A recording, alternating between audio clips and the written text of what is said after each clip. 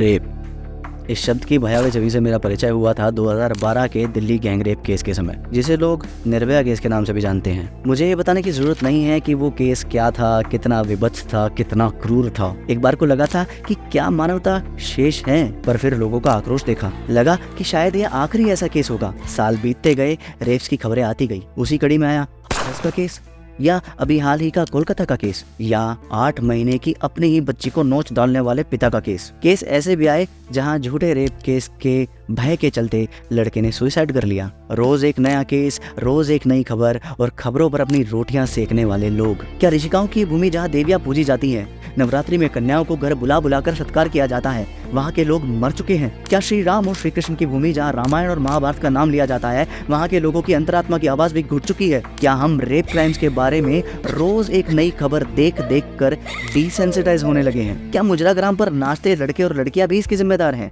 ये सब सवाल आप खुद से पूछना। तो मैं यहाँ क्या कर रहा हूँ? कभी कभी प्रॉब्लम का सोल्यूशन फ्यूचर में नहीं होता, उस सॉल्यूशन के पास्ट में होने की संभावना होती है। शायद मैं आपके साथ वही ढूंढने आया हूँ। मैं आपको बताने आया हूँ कि भारतीय रेप जैसे कृत्य को, या कहे हर व्यभिचार को, किस दृष्टि से देखते थे और किस तरह प्रहार करते थे। इन ग्रंथों में जो भी वेद विरुद्ध बातें हैं वो त्यागने लायक हैं, पर हम भारतीय कोई नपुंसक नहीं थे कि किसी का रक्षण ना करें और खबर पढ़ के सो जाएं। हम क्या थे, आइए जानते हैं।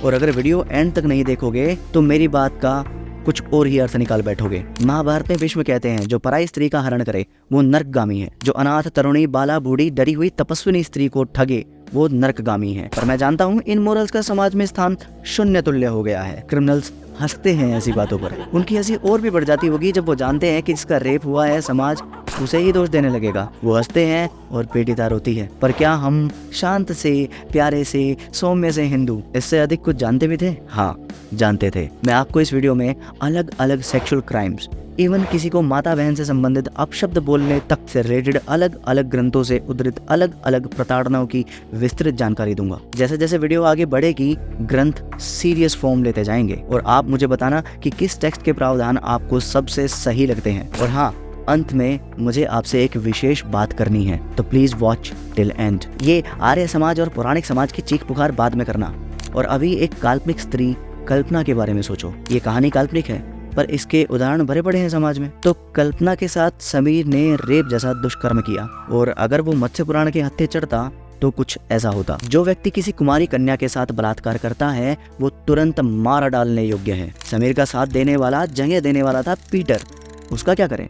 मत्स्य पुराण कहता है, जो ऐसे व्यभिचारों को सपोर्ट करे उसे भी व्यभिचारी के समान दंड दो। तो ना केवल रेपिस्ट, पर उस अपराध को संभव बनाने वाला हर व्यक्ति दोषी है। बलात्कारी को प्राण दंड दो, और ऐसे कृत्य में स्त्री का कोई दोष नहीं माना जाना चाहिए। पर पुराणों को तो मैं खुद इतना अधिक रेफर नहीं करता, तो आज क्यों?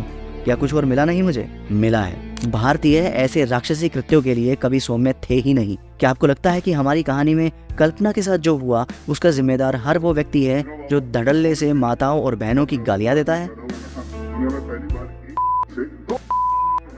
जिन्होंने चैनल पे जहाँ हजारों ऑडिशन किया, जिनमें से 20 कंट्रीज में जाके अपना और 100 करोड़ ऑडियंस को बनाया। Raghu what I'm trying to say is,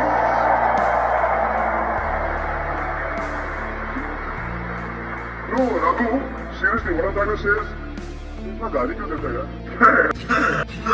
जहाँ ये गालियां जो कभी केवल क्रोध का परिचायक थी, आज हेल्पिंग वर्ब्स बन चुकी हैं। और जो लोग गालियों का सेलिब्रेशन मनाते हैं वो लोगों के सेलिब्रिटीज हैं। पर रामायण के श्लोक रिसाइट करने वाले लोग अंधभक्त हैं। जानते हो भारतीय स्त्रियों के प्रति अपशब्द से कैसे डील करते थे? याज्ञवल्क्य की स्मृति कहती है, तुम्हारी बहन या तुम्हारी माँ का मैं जार हूँ। ऐसा कहने वालों को सीधे 25 पर्ण का दंड हो, जो आज की डेट में लगभग 18,000 रुपए है। तो हम गालियों का जश्न नहीं मनाते थे, बल्कि फाइन भरवाते थे। निर्भया के केस को तो नहीं भूले होंगे ना? दिसंबर 16, 2012 निर्भया का विभत्स पीड़ादायक गैंग रेप होता है। जनवरी 2013 पुलिस चार्जेस फाइल करती है। 9 महीने बाद सितंबर 2013 में ट्रायल कोर्ट मुकेश, अक्षय, पवन, विनय को डेथ सेंटेंस देती है। शायद जस्टिस सर्व हो गया था, पर फिर शुरू होती है रिव्यू पिटीशन की rail. Finally December 18, 2019 supreme court dismissed Akshay's review petition. और फिर आया मार्च 2020। मुकेश, पवन, अक्षय और Vinay were hanged to death. Tihar jail. एक माँ को ये न्याय प्राप्त करने में 7 साल का समय लग गया। याज्ञवल्क्य की स्मृति का राजा को निर्देश था कि मर्डर और महिलाओं के हरण जैसे इश्यूज में एक्शन प्रॉम्प्ट होना चाहिए और उत्तर तुरंत देना चाहिए। बाकी क्राइम्स में भले समय लिया जाए। क्या आपको भी लगता है कि कई बार करप्शन के चलते काल्पनिक पीटर जैसे लोगों तक दंड पहुंचता ही नहीं या कम ज्यादा हो जाता है? अमीर की गाड़ी इन्वेस्टिगेशन के दौरान ट्रक में बदल जाती है। याज्ञवल्क्य कहते हैं कि राजा की आज्ञा को घटा बढ़ा कर लिखने वालों को और स्त्री संग व्यभिचार करने वाले को या चोर को पकड़ कर भी छोड़ने वाले को उत्तम साहस, दैट इज मर्डर के इक्विवेलेंट दंड हो। राजपत्नी के साथ व्यभिचार करने वाले को सरारी में लपेट कर जला दो। राजपत्नी से याद आया, अब तो राजा ही क्रिमिनल्स को बचाने का प्रयास करने वाले निरंकुश लोगों की बात ही हो गए हैं। कोई क्या ही करे यदि राजा ही निठल्ला हो। पर हमारे यहाँ राजा कोई मनमोजी व्यक्ति नहीं माना गया था। राजा की प्रजा जो भी पाप करती है, राजा को उसका आधा पाप लगता है। आप सोच रहे होंगे कि ऐसी ऐसी बातें तो आज के दिन भी एग्जिस्ट करती हैं, इसमें क्या अलग था? तो अब अलग जान लीजिए। वो प्रोविजंस जो इन जैसे क्रिमिनल्स की एक एक कोशिका में भी भय बिठा सकते हैं। यदि काल्पनिक समीर और पीटर आपस्तंभ धर्मसूत्र के हत्थे चढ़ते तो कुछ ऐसा होता। ऐसे व्यक्ति के शिश्न को अंडकोशों के साथ कटवा दो, that is chop his dick and balls. Leave rapes, अगर कुमारी कन्या के साथ संबंध बनाया हो तो seize his property and throw him out the country. और उसके बाद कन्या की जिम्मेदारी राजा, दैट इज स्टेट की हो जाती थी। बृहस्पति कहते हैं कि अगर कोई बलात्कारी हो तो उसकी प्रॉपर्टी सीज कर लो, पेनिस काट दो, स्क्रोटम भी काट दो और फिर उसे उसके नितंब के बल लोगों के बीच में परेड करवाओ। अच्छा, क्या हो अगर कोई झूठ बोल के किसी महिला को धोखा दे? सिंपल, कन्फिस्केट हिज प्रॉपर्टी, उसके माथे पर एक वेजाइना गुदवा दो और उसे बैनिश कर दो। चलो अब कोटेले की भी सुन लो। मैच्योरिटी से पहले किसी कन्या के साथ व्यभिचार करने पर हाथ काट दो या लगभग आज की रेट के हिसाब से 2,76,000 का हर्जाना भरवाओ। और यदि किसी लड़की की मृत्यु हो तो अपराधी को भी मृत्यु दो। चाणक्य कहते हैं, no man shall have sexual intercourse with any woman against her will. Mark the word no man shall, and this is mentioned multiple times by Chanakya. अगर मेडन विलिंग रही हो तो दोनों पर फाइन लगे 54 का, जो आज की रेट में लगभग 40,000 रुपए के आसपास है। अगर कोई किसी को इम्पर्सोनेट करके व्यभिचार करे, लाइक लव जिहाद। आज संजौली बाजार में छोड़ो पर लोर बाजार में लोर बाजार सुरंग के अंदर औरतों का सर चलना मुश्किल हो गया, ये मैं बोलना चाहूंगा।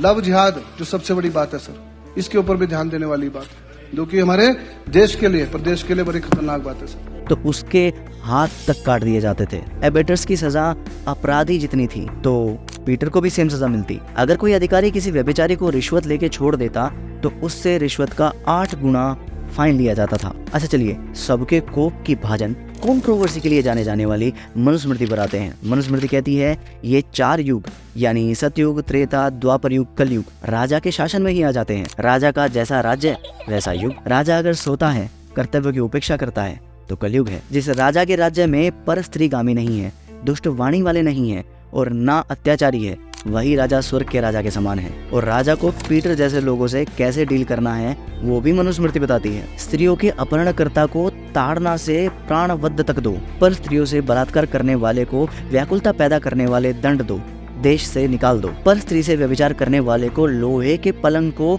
अग्नि से तपाकर लाल कर उस पर सुला के उसके ऊपर लकड़ियां रख दो और जीते जी पब्लिकली भस्म कर दो। पर क्या पीछे दिए गए ये सभी निर्देश ईश्वर के निर्देश हो सकते हैं? I mean, क्या सौम्य हिंदुओं के सौम्य वेद इन्हें सपोर्ट करते हैं? अथर्ववेद में एक प्रार्थना है, कांड 12 सूक्त 5 मंत्र 62। हम प्रार्थना करते हैं कि धर्मात्मा लोग उन लोगों का नाश करे जो स्त्री तपस्वी जन्मभूमि को मलिन करें, और मांगते हैं कि हम सज्जनों का सबका रक्षण करें। आज रेपिस्ट के लिए ह्यूमन राइट्स वाले खड़े हो जाते हैं। इवन निर्भया केस के समय अपराधियों की फांसी के अगेंस्ट पत्र लिखे गए थे। पर अथर्ववेद कहता है, कृत्या कृते कृत्या संतु, यानी जिसने जैसी पीड़ा दूसरे को दी है उसे भी वही पीड़ा वही दर्द दिया जाए। जो स्त्री या पुरुष व्यभिचारी हो उस पुरुष और स्त्री को बांध कर उल्टा लटका के ताड़ना देनी चाहिए। व्यभिचारी, पीड़क पुरुष और प्रजा की नाशक स्त्री को भी दंडित करो। मूढ़ होकर क्रीड़ा करने वाले दुष्ट लोग बिना गर्दन के होकर नष्ट हों और कभी उगता हुआ सूर्य न देख पाएं। अब आप बताइए, यदि हमारे राष्ट्र में रेपिस्ट, व्यभिचारी, गालियों के सेलिब्रिटीज को ऐसे दंड मिले तो क्या इन अपराधों में कुछ कमी आएगी, या उन्हें वर्षों तक जेल में बिठाकर रोटियां खिलाना सही है? और हाँ, आपका फेवरेट प्रोविजन कौन सा था और किस ग्रंथ का था वो कमेंट में जरूर बताना। पर उससे पहले एक विशेष बात, अगर आपको लगता है कि बलात्कारियों को दिया जाने वाला दंड ऐसा ही कठोर हो तो आपको हमारी बहन आर्य वीरा को सपोर्ट करना चाहिए, जो revolution organise against rape acronymed as ROAR नामक मुहिम के तहत लीगली रेपिस्ट को दिए जाने वाले दंड में बदलाव हेतु आगे बढ़ी है और इस पिटीशन पर उन्हें 10 लाख सिग्नेचर्स की आवश्यकता है। Please share this video, share her petition and sign it. भले ही वासना का अंधकार बढ़ रहा है पर आप अपना कर्म करें। याद रखें कि सत्यमेव जयते। जय श्री हरि।